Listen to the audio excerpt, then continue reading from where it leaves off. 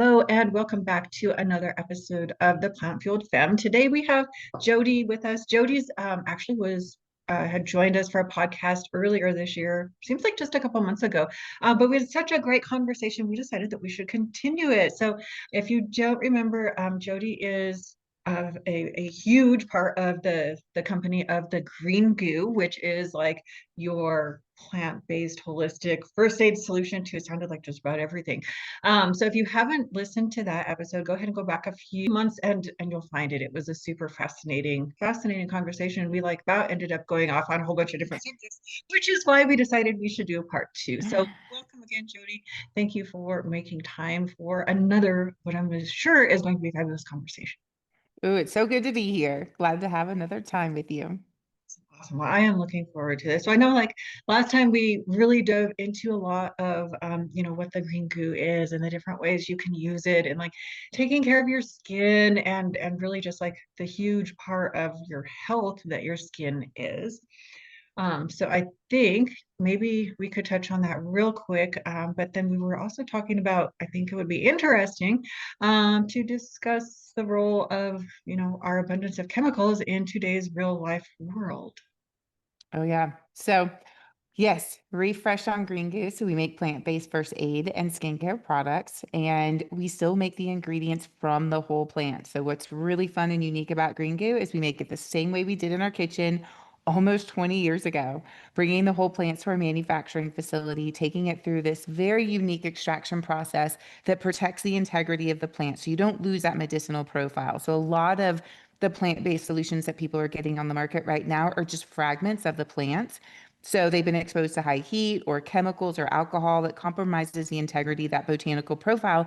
And you just don't get that full entourage effect that the plant can offer. And so what we've done with Green Goo is we've protected that process so you can yield high amounts of the medicinal properties of these plants and let your skin just drink it up. And of course, where I really like to spend a lot of time is bringing that awareness around what we're putting on our skin because and that really was why we started Green Goo in the first place. Because think about when you open up your first aid cabinet and all of the chemicals, all of the one-time use solutions are in there. And we think if it doesn't burn, sting, or dry your skin out, it must not be working. And hey, it's not true. And skin conditions or chronic skin conditions specifically are at an all-time high. And the first aid space was really designed for more acute skin conditions. You get a cut, you get a scrape, you get a bug bite, you get poison ivy. And that is just a little bit of what first aid is. We've got eczema and dry skin and chronic pain. And we're seeing that a lot of this stuff is manifesting and sticking around for a long time, let alone a lot of these acute skin condition solutions just really aren't working and are coming at a compromise because of all the chemicals that you're inviting. And I think even before we dive into that further, I'd love to just spend some time on our skin. Like our skin is not just the largest organ. It is born from the same embryonic tissue that your nervous system is born from. So think about that. Like it is rich in neurotransmitters and it is the first responder to everything inside your body. So I try to describe this to my daughter. It's not just what you put on your skin that makes your skin do what it does. It is responding all around us in response to the environment. So it communicates to your immune system, your nervous system, your endocrine system. And then that's the kind of stuff that impacts how you feel, I feel groggy today, or I have inflammation, or I have pain, or I have a rash. And hey, now it's impacting my sleep. Now it's impacting my mood. And when you think about that being so interconnected, it just opens up a whole new world of health and longevity. Right. Right. No, I think that's just, it's so important, but it's not really known. Like, people, they get a rash or they get eczema or they have like super dry skin. And so they go to the dermatologist and you get a topical cortisone and that might fix it. It might not. 9 times out of 10, it might not because that's not the problem. Exactly. And think about like most people have like a tub of lotion on their desk or in their bathroom, and most of those are high in alcohol and drying agents, let alone parabens, petroleum, forever chemicals. And we have this beautiful microbiome that lives on our skin. It is a living organism that helps our skin and our internal systems know how to respond. And when our microbiome is compromised, which happens when we dry it out, that communicates to our endocrine system, like, oh my gosh, we're in a state of alert. What should I do? In addition to that, lotion also has endocrine disruptors, meaning phthalates, parabens, petroleums. And the same thing, we absorb that into our skin, and then our skin's like, oh, we're in a state of fight or flight. And then it stimulates the other systems. And when your endocrine system recognizes a hormone, it'll either decide that it needs to produce a different hormone, or perhaps it needs to produce more of that same hormone because it will mimic or block that hormone production. And so it's no wonder that we're having some of the challenges that we are having today, because one-time use of these chemicals doesn't necessarily cause the problem. It's that compounded use, that lotion that's sitting on your nightstand that you're using over and over. And just to give some context on where a lot of these chemicals came from and why the conversation is so new, is that most of these man-made chemicals are 100 years old or less because they were born out of the Industrial Revolution. So for the first time, we could actually mass produce products and get it to people's homes. But the issue is we don't have at the time the transportation that we have today, the infrastructure, the technology, Amazon same day shipping that didn't exist. And so there's also, before I go into that, there was also more value meant more volume. So they were filling the lotion bottles with water. Well, if we put water and a lot of these other ingredients together, by the time it gets to someone's home, it's going to be moldy. So we needed to add in these different stabilizers and alcohol and so forth to keep the formula stable so that in 3 months' time, when that lotion landed at your door, it was still okay to use. And so we didn't know that these chemicals that we were making at the time were going to be harmful. But fast forward to today, we do know. And it's not hypothetical. There was a time where we're like, well, maybe these chemicals are bad for us. Like the data 100% supports that it's harmful to our bodies. Right. Right. No, there, it really does. And it's not, I mean, it is, but it's not like, just use a lotion and yes, there's fragrance in it and alcohol and the like you said, the forever chemicals. And maybe that doesn't cause a big problem for you, but we compound that with the fabric softener sheets and the laundry detergent and the aerosols and the Glade plugins and all of freaking perfume. Um, Yes. if you're having your skincare products, if it comes just from the store or the drugstore, is full of perfume as well. And those we compound all of the chemicals, and your body really can only handle so much before it starts, pushing back.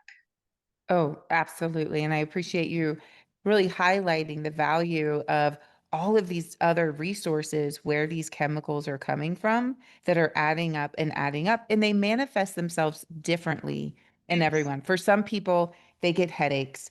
Other Mhm. people, they get chronic pain.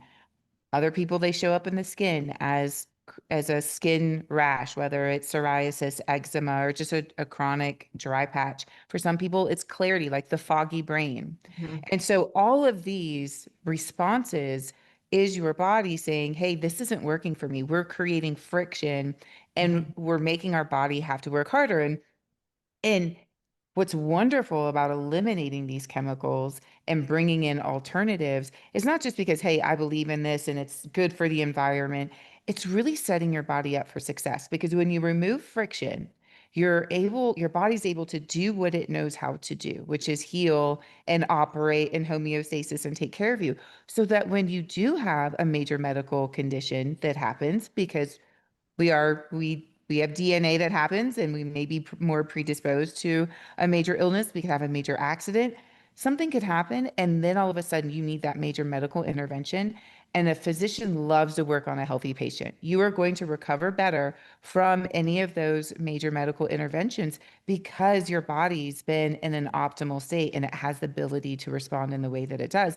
So what I look at this is just opportunities for optimal wellness. Like when you eliminate and you avoid these chemicals and ditch the fabric softeners and the and all of the odor plugins and change your dishware out so that you're not using plastic or Teflon, you then are setting your body up for a really great success. And then of course I would say clean out that first aid cabinet.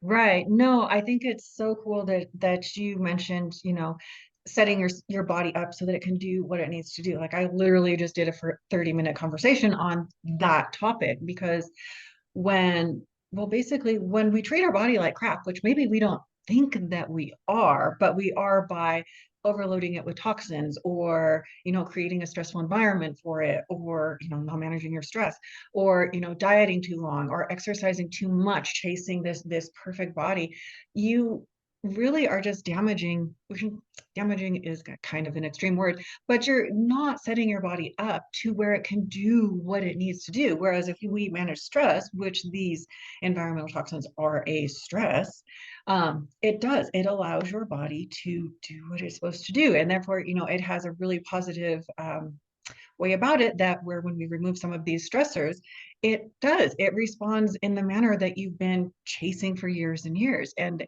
it's like, you know, it seems crazy that taking things away would equal better results and better clarity and better performance, but it does. I really invite that perspective too, because so much of our longevity and wellness journey is you should do more of this. You should do more of this. And you're just constantly being inundated on what more you should do. And then you're like, why does that person who lives in that remote area, who hasn't had access to all of these, luxuries that we have, and they're living so long and they never did any of these other things? Well, it's simple. It's that subtraction model, which is just avoiding some of these harmful moments, ingredients, that alone can expand your lifespan and your wellness path. And it's exciting when you think about that too, because it's also very equitable, because it's less about what you don't have access to gaining and a little bit more of saying, hey, I'm just going to avoid these things that aren't serving me in the most optimal way. Right. Right. Yes, that stop doing the things that aren't serving you. That is so huge and it's so important. But I think, I don't know, you've probably seen this. I think that's really hard for women to do. They get very wrapped up in doing all this unnecessary stuff, and so much of it doesn't serve them. And in fact, if you look at the big picture, it's probably creating a lot more stressful environment for them to have to deal with. It's so true. And women, we are superheroes. And you're right. We are holding the weight of the world and doing so much. And when we invite this notion of avoiding not just the ingredients, but even situations and overcommitting, Yes. and maybe it's people, maybe it's events, and you start to like protect your energy and your time in a way that is more precious, things become really expansive. Like all of a sudden you're like, "Ooh, I actually got more done today in the things that were giving me joy. I actually got to feel rested today because I gave myself 30 minutes instead of, I don't know, scrolling on my phone while I'm waiting to pick up my kiddo. I decided to just kind of walk around and enjoy the clouds, listen to the birds, And all of a sudden, when it's like that less is more moment, and then you compound that the same way we're having these compounding chemicals and things that are slowly pulling our energy away. And then we're adding to our sleep bank, we're adding to our hydration, we're adding to, you know, it's so great because you're adding the things that by simply avoiding the things that don't serve you, you're adding the things naturally that do serve you. Right, right, absolutely. And your body breathes this sigh of relief and says, thank you. Yeah. Yeah. Truly. And it's just the joy that you get from that. And I think we're in an environment where we're just constantly being inundated on things to commit to and things to purchase and more things should be doing to our bodies for anti-aging and wellness and so forth. And so I have deep empathy. I'm in the same boat, and it's been a journey for me to slowly but surely shift my perspective and my lifestyle. And I'm just so grateful for the joy that it's bringing me. And I mean, I sleep better, I feel better. Uh, and ironically, I feel like I might even be getting more done throughout the day. Like my performance is better because when you're removing the friction, your body's not having to expend the energy in subtle areas that you didn't know it was working so hard to keep you healthy and alive. Because a low grade state of fight or flight is really difficult to live in. Yeah, it really is. And it's something I see with so many of our clients, well, they're like 40, they're like 50. Most of them. We have some on the other ends as well, but most of them are right here in the 40s and 50s. And so many people have like some sort of data tracker, whether it's a ring or a watch or a Fitbit, whatever. But I'll ask them if they're stressed, and then I'll ask them for their sleep data, and they're like, my HRV is 13. I'm like, holy crap! Like, how are you living? My HRV has been that a couple times, and I thought I was dead. And not that mine is great, but when you start to decrease the stress, you'll see that that improves. And as that improves, you feel lighter because you're not living in that chronically stressed state. Did we talk about last time about the shaman acronym? I want to say yes, but I don't remember what it was, Well, Jodi. refresher. And so this is like our data tracker at home without all the wearables. And so we use this acronym shaman. And just in case we already did talk about it, I'll keep it pretty broad brushstrokes. But it's a way to just compound the joy throughout the day that allows us to feed that I call the nervous system cycle, right? Like whether it's through the skin or through, what we ingest or what we engage in, that is a positive feedback loop with our nervous system, our immune system, our endocrine system, and our psychology. So S is for sleep, adding to the sleep bank. And what I find most interesting about this is that you're right, we can go a certain distance without getting enough sleep, and we can tell ourselves like it's not impacting our mood. But when you just take a matter of reflection and say, I haven't had a really good night's sleep in a couple nights. And I know like to just call a spade, even though you might be pushing through it. So we'll have like, hey guys, we're adding to the sleep bank. We did this last night. Phones off, TV's off, 8 o'clock. We're done. We're gonna go, everyone's gonna go to their rooms, they're gonna wind down, they're gonna fall asleep when they wind down. But the idea is that we're gonna try to add 9 hours to everyone's bank. And Nice. we just do that intentionally every once in a while. And then you become very aware of when you need it more. Because now you're in touch with like the communication of your body to say, I need sleep. And so, of course, for my daughter who's a teenager and she might be having a moody moment, and I'm like, how's the sleep bank? And she's like, I've been staying up late the last couple of nights. And so it's important for you to have that connection because you can get good readings on your data. And like, was it really intentional? Did you get that like good intentional, like the way you go on vacation and you go to a hotel? And then H is hydration. We are water. You and I were talking about this before we got on. It's so important to give our bodies what it needs, and water is a key element. And so when you think about hydration, you can think of like if someone hands you something that is going to take the hydration from you, you think about like, how's my hydration looking that I can kind of deplete it a little bit and it's going to be okay. And the same is with like your skincare and what you eat. There's hydration in food, there's hydration in skincare. A lot of the skincare products we're putting on our body are actually pulling the hydration out. I talk about like when you blow up a balloon and you take the air out and then you blow it back up and then you take the air out. And eventually, what does that balloon look like? It looks horrible. It's like all like sad and saggy. I'm like, that's your skin on drugs. That's your skin on chemicals because it's constantly trying to hydrate and balance itself out with these chemicals that are not complementing it and keeping it in a stable state of homeostasis.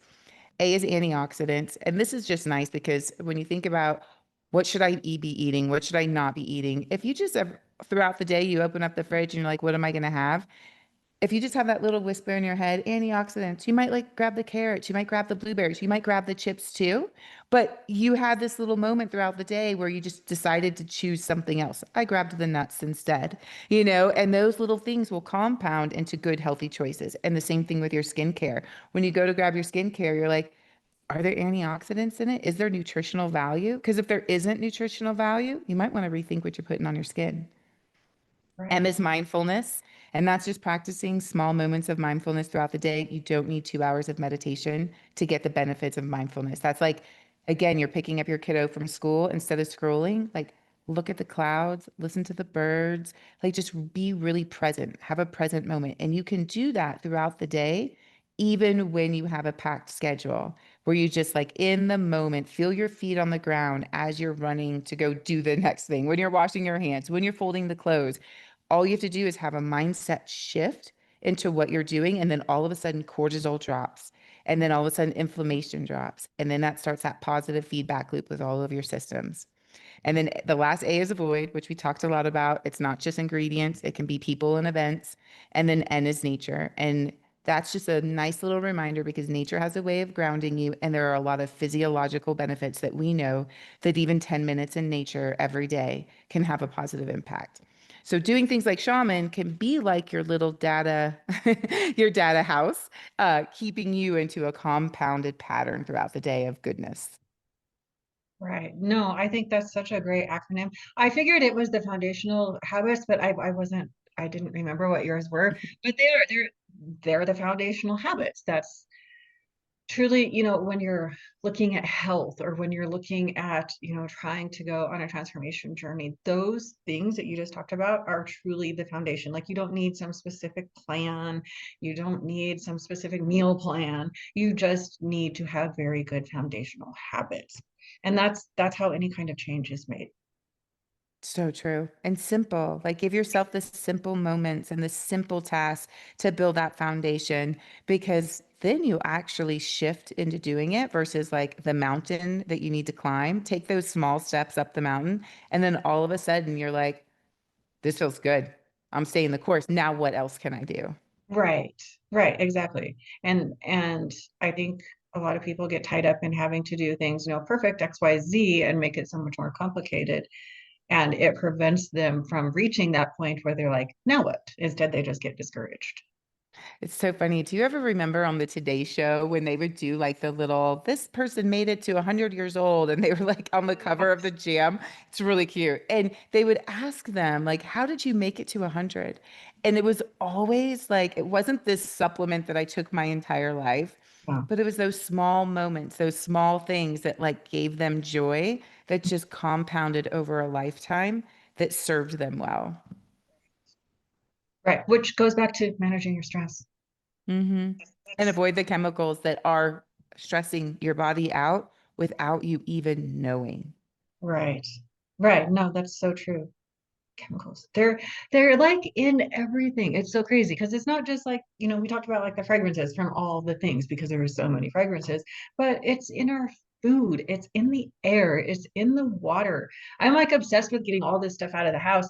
And we've recently got a water filter to go just on the shower, and then it has like a red light attachment too, so it's really fancy. But it feels better. Like I've noticed like there's a better mental clarity in the morning because you take a shower to kind of wake up, and sometimes it works and sometimes it doesn't. But I think since we've had, we're taking out the chlorine and some of the microplastics, and then we have the red light in there. I do think that, morning alertness is a lot better with using that. It's so true. And when you just slowly eliminate different components of Right. that, of those ingredients in different ways, you just start to feel the difference. And then the cool part is the more that we purchase these kinds of brands and these kinds of ingredients or these kinds of different systems, you're voting for a different future. Because Right. the reason these synthetic chemicals were supported over the last 100 years is because we bought them. Mhm. And we bought them. And so they continue to be valuable in the marketplace. And so what's great is then these big companies are going to go, oh, wow, like I'm not getting the same market share I was before. Where is the market share? And the market share is what the consumers decide it to be. And so it's an incredible opportunity to make that shift for a healthier life, and especially for the generations to come. Right, right, absolutely. I think, sometimes maybe that's something that's not thought about a lot either, is that, every time we do choose to buy something, we really are voting with our money, like what we want. Hmm. Absolutely. And then that becomes the thing most readily available. Right. And so it's a wonderful time in our history to shift, and especially because we do know the information that we have today. There was a lot of years where it was sort of anecdotal, like maybe these chemicals are having an impact on our health. Mhm. And now there's been enough data and research studies to support it. And the flip side of that is there's more data available to support why nutritional plant-based and some of these other alternatives, which I don't even like to use the word alternatives, some of the new data that's available to support shifts we can make. A wonderful example is calendula flowers. They just did a study that came out that when it's absorbed through the epidermal layer, it actually it stimulates the enzyme that regenerates our telomeres, and our telomeres are the end caps of our DNA. And so for the first time, we've got some botanical research that's even out there to support, you know, more, not just like what it looks like to on your skin, this idea of like healthy skin or like glowing skin means someone looks healthy, but that it actually can be related in a more systemic way to our other systems, which is so cool. Right, right. No, that is. I did not see that about calendula. That is so cool. Do you know I use the calendula oil? Is it Walida, I think? They made a calendula baby oil, and I used it like on all the kids instead of lotion. It's It's so good. Yeah, we literally infuse, I think, almost every one of our products with calendula flowers. Like it is a base flower in the ingredient. So I love that you did that because it not only has antifungal, anti-yeast, antimicrobial properties and it's an astringent, but the skin regenerative component to it, and then the calming effect that it has. And now we know that it has a more systemic reaction on our longevity and our wellness. I think we're going to see a lot more research coming out that just wasn't funded before to say, okay, well, what ingredients can we have? And calendula is so cool because it's like a weed. I mean, it's a beautiful flower, but it's not something in the botanical world that you would think that is so rich in its medicinal profile. It doesn't need a whole lot of water, and the more you harvest it, the more it grows. so crazy. I didn't know that. It's fun. And there's so many like plantain and yarrow. I mean, the other day I was showing my daughter and I was like, it looks like a weed on the ground. I'm like, that's nature's Band-Aid. That's plantain. She's like, really? That? And so, yeah, there's lots of beautiful plants out there that we don't even typically grow in our gardens that just grow naturally, pervasively, that are so good for us and the environment. Right, right. I will agree. Plantain looks like wheat. I think it It is. does. Yeah. Yeah. No, that's cool. Well, thanks for sharing that about the calendula. I think that's really awesome.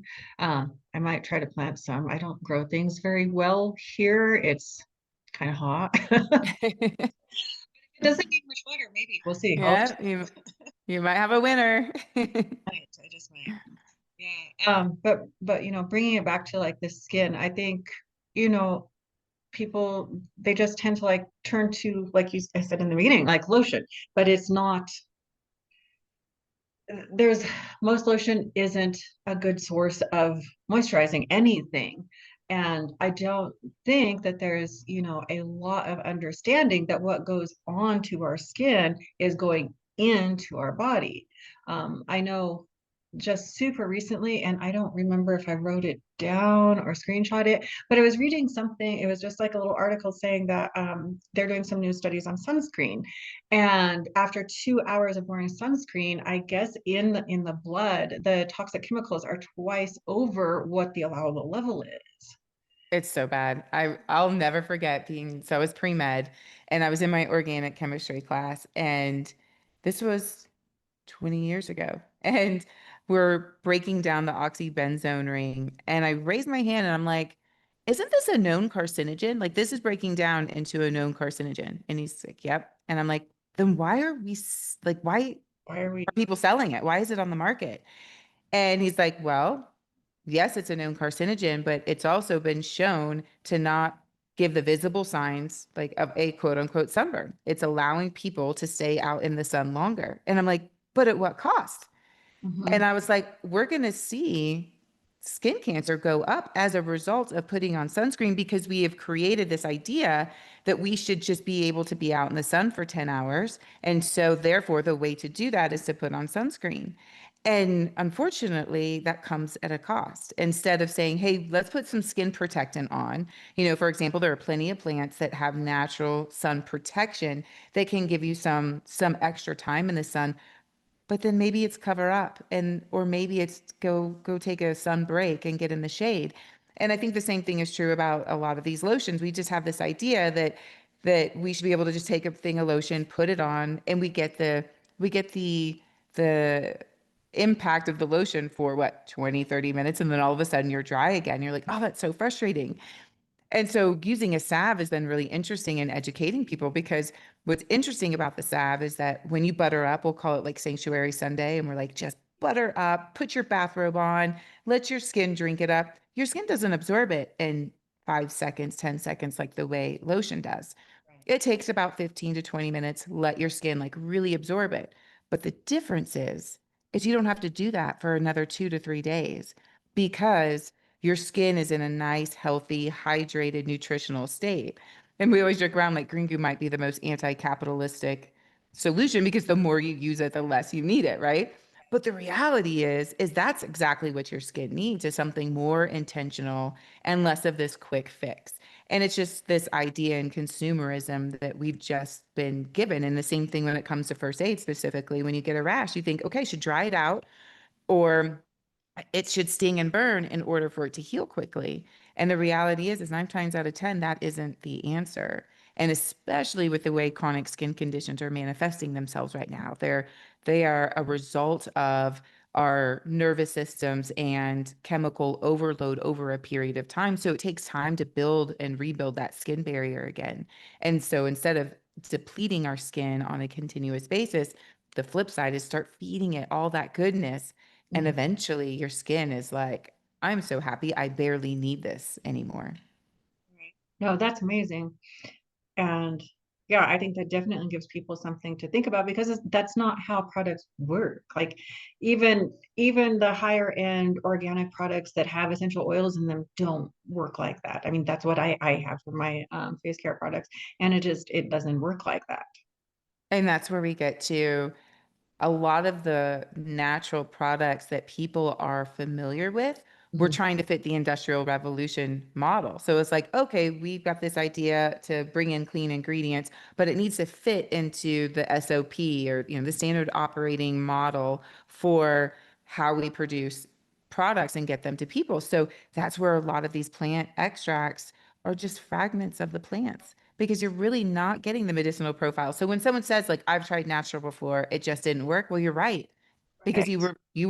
it might have been natural, but you weren't getting the medicinal benefits from the plant that you're looking for whatever solution you're trying to address. Right. Right. And that makes a ton of sense. It's like buying your produce at the farmer's market or buying it at Walmart. Yeah, we always say that like, do you want your freshly squeezed orange juice or do you want your vitamin C packet? And the vitamin C packet's going to give you some things, but it's very different from getting the plant in and without compromising its medicinal integrity. Right. Right. No, that's so true. Something is better than nothing, but Mhm. yeah. Well, I think that this has been another fabulous discussion. Was there anything, toxins, skincare, self-care, stress reduction that we didn't cover? I think we did a good, we covered a lot. I think just inviting, I think it can be really overwhelming.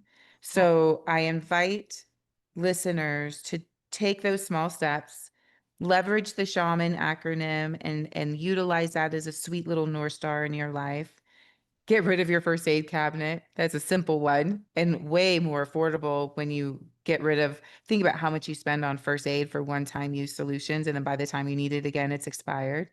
Clean it out and find those little opportunities where you can cleanse your household in a way that you slowly introduce um, alternatives that aren't going to give you that exposure because just those little steps will make a huge difference in, ironically, things like sleep and mood. Like when we say butter up, we'll tell people like butter up with the pain relief solution, even if you don't have an injury. Just butter up with the pain relief because managing your inflammation tells the rest of your body things are in a good state. And then again, it contributes to that positive feedback loop. And then you actually sleep better, you feel better. And so yeah, taking those little steps just to enjoy life a little bit more in this human form. I love that because we should take little steps. It keeps it so less overwhelming. And the less overwhelmed you are with something, the more likely you are to continue doing it. Like it doesn't have to be complicated. Like you said, switch things out gradually. I love that approach. I know when I was going through one of my nutrition studies a long time ago, they're like, do a pantry clean out with your client and throw away everything that is processed. I was like, that's horrible. Like, Oh yeah. yeah, most people don't want to, throw out things that, Waste. yeah. Yeah. I mean, my daughter had some shampoo that was pretty crummy, and I'm like, well, let's finish the shampoo. We know what we're going to buy next time. Don't throw it away. You can finish it. It's less wasteful, it's more manageable Mhm. than one thing at a time, which makes it more affordable, Exactly. instead of having to stock everything at once. So true. All right. Well, Jodi, if someone wanted to learn more about your products, where could they find you? Greengoo.com, and you can find me on LinkedIn at Jodi A. Scott. Love to hear from you. All right. Well, thank you so much for your time again today, Jodi. I truly appreciate it. I think it was another wonderful, super valuable conversation. And yes, small steps forwards equals, the ability for your body to behave and respond in the manner that it is supposed to. Awesome. Thank you so much. And to those of you that are listening, thank you for your time this afternoon. We truly appreciate you. Be sure to stay tuned in for another new episode next week.